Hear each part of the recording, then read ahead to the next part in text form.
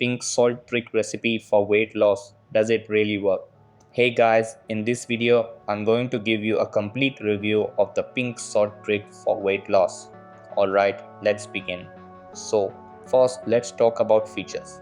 The pink salt trick is a homemade recipe using Himalayan pink salt that's gone viral on social media for its claimed fat burning effects.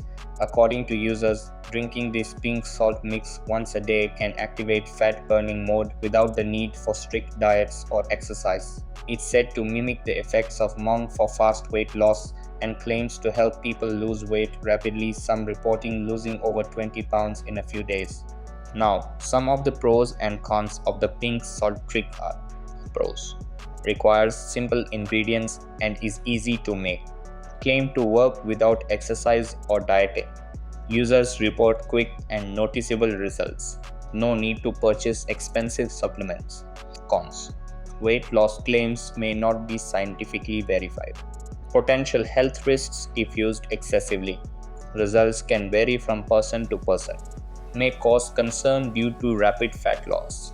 So that's basically the complete review of the pink salt trick for weight loss. And that's it for this video. If you found this helpful, consider subscribing and giving this a big thumbs up.